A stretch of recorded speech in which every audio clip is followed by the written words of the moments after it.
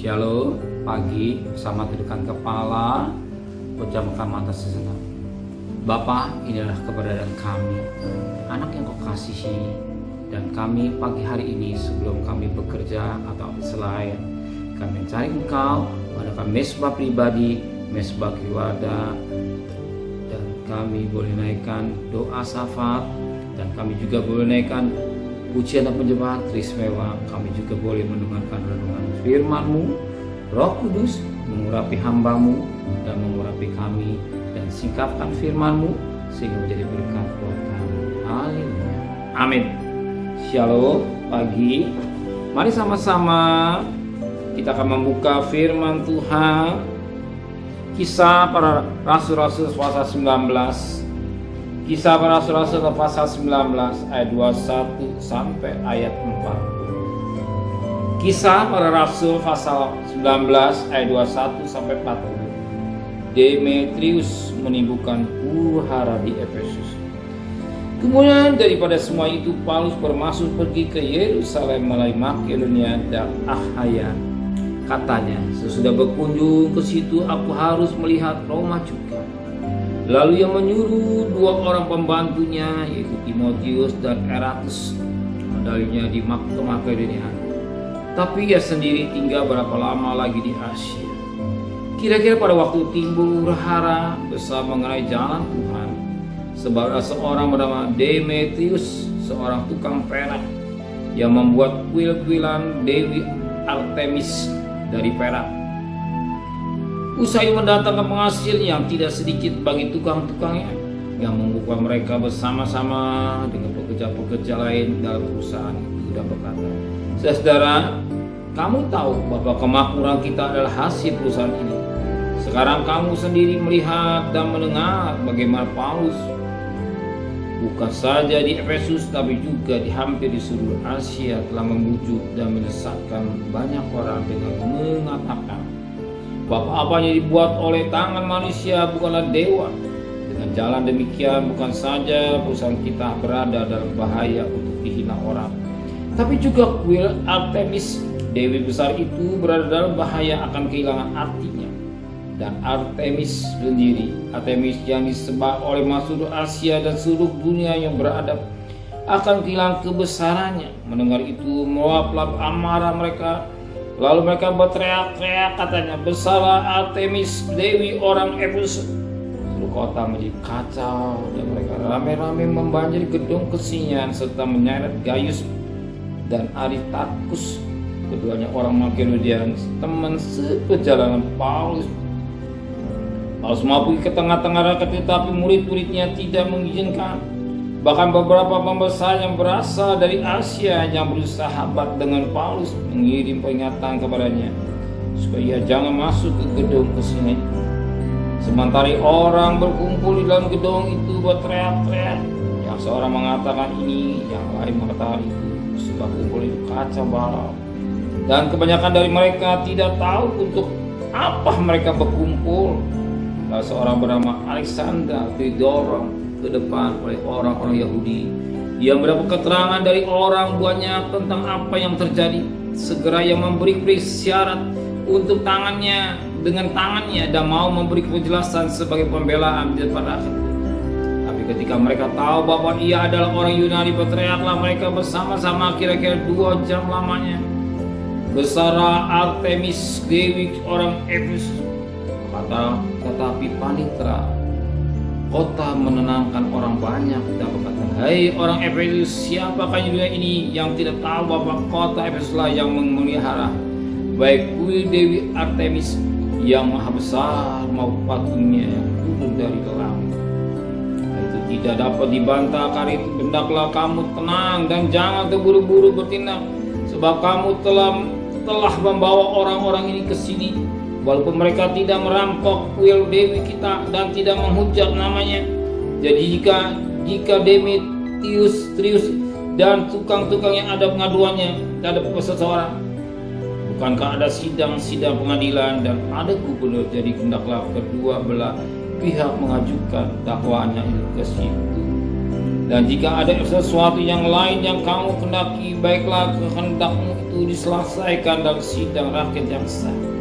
Sebab kita berada dalam bahaya akan dituduh bahwa kita menimbulkan huru-hara pada hari ini, karena tidak ada alasan yang dapat kita kemukakan untuk membenarkan kumpulan yang kacau balau ini. Dan dengan kata-kata ia membubarkan kumpulan rakyat itu.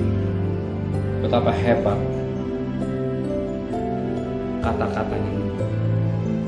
Kata-kata yang membuat berkaca.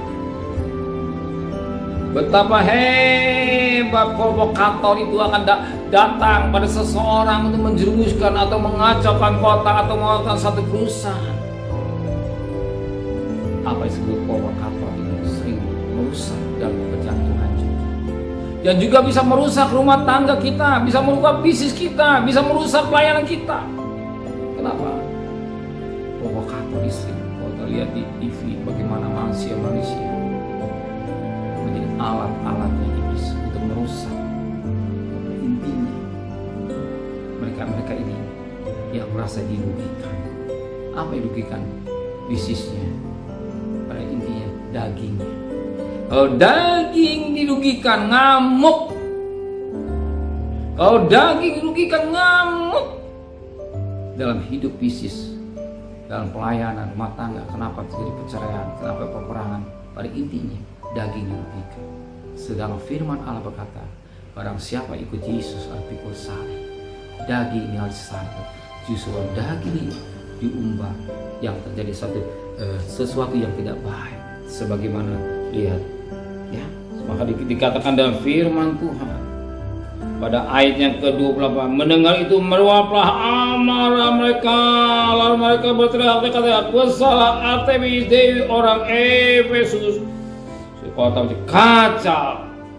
Mereka meramai membanjiri gedung senian serta menyergai Aristarchus. Keduanya orang Makedonia dan teman seberjalan Gaius. Paulus kacau. Masih sama bikin kacau. Karena orang-orang yang mengumbar apa itu dagingan. Karena diumbar dagingnya itulah terjadi hal-hal yang tak baik. Saudara Vatikan dan demo dan segalanya karena daging. Kalau dia mengerti hati hidup ini, kita diajar untuk menyalipkan daging.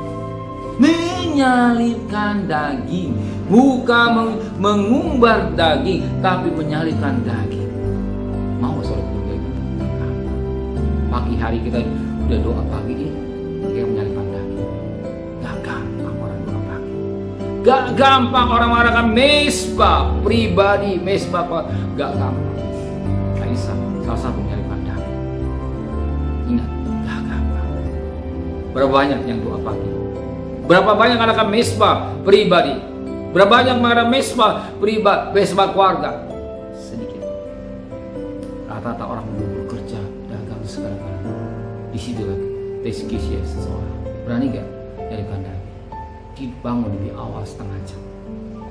Tidak ada harga bayar. Ada harga. Tanpa harga yang terbayar, kita sulit menyalipkan daging. Berani bayar harga itulah menyalipkan daging. Untuk bertemu dengan Tuhan. Mereka mesbah. Nanti lihat berkatnya sudah ada, saudara. Bahwa gunung darah dipelihara. Maka milih dari bangsa-bangsa yang jemaah. Tapi saudara, Bapak di surga tahu. Dia sudah siapkan berkat-berkat khusus. Dia siapkan berkat-berkat khusus dari saudara. Dan saudara, betapa tercapai tangan Tuhan dan saudara. Amin. Benar Bapak di surga. Ya, kami belajar menyalipkan daging dan membayar harga hidup kami dan mengiring kepada Tuhan. Dan sebentar kami akan bekerja, berdagang, sekolah, kuliah. Serta perjalanan kami pergi dengan selamat, pulang dengan selamat, dan kembalikan besok pagi tubuh yang sehat dengan tidak kurang satu apapun juga. Berkati Bapak Presiden, Wakil Presiden, para menteri, para gubernur, para bupati, para wali kota, para camat, para lurah, para RW, para RT, para BDS, para LAU, para TNI, para polisi. Bahkan mereka juga jaga setempat berfirman. Dan kami tetap bersyukur kepada Engkau. Para bisa jadi endemi.